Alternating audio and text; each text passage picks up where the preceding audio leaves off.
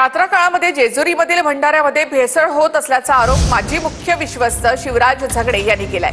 भंडाऱ्यामधील भेसळ रोखण्यासाठी शिवराज झगडेंनी मंत्री नरहरी झिरवाळांना निवेदन दिलं असून योग्य तपासणी करू अशी प्रतिक्रिया अन्न औषध प्रशासन मंत्री नरहरी झिरवाळ यांनी दिली आहे। दरम्यान भेसळयुक्त भंडाऱ्याला जेजुरी देवस्थानचे विश्वस्त मंगेश पुणे यांनी सुद्धा विरोध केलाय।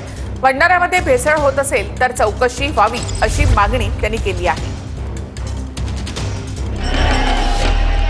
जेजुरी भंडाऱ्यात भेसळ होत असल्याचा माजी विश्वस्तांचा आरोप। ऐतिहासिक जेजुरी गडाला भंडाऱ्यापासून धोका, शिवराज झगडे। जेजुरी गडावरील भंडाऱ्यातून भाविकांच्या आरोग्यावर परिणाम होत असल्याचं झगडेंचं वक्तव्य। नॉन एडेबल टर्मरिक पावडर नावानं भेसळयुक्त भंडाऱ्याची विक्री, झगडे। भेसळयुक्त भंडाऱ्यामुळे डोळे चुरचुरणं, त्वचेचे रोग यांसारखे आजार होण्याची भीती। भेसळयुक्त भंडाऱ्यामुळे जेजुरी गडावरील प्राचीन दगडांवरही परिणाम। भंडाऱ्यातील भेसळ रोखण्याची माजी मुख्य विश्वस्तांची मागणी।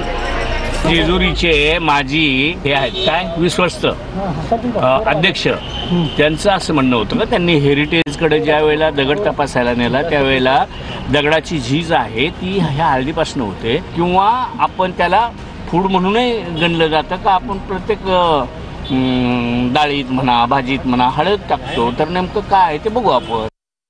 29 तारखेला फूड इन्स्पेक्टर आणि ड्रग इन्स्पेक्टर या दोन्हींनी येऊन जेजुरीवर गडावरील सर्व भंडाऱ्यांचे टेस्टिंग केलेले आहे आणि मार्तंड देव संस्थांतर्फे भंडारा विक्रीची कोणतीही व्यवस्था नाही।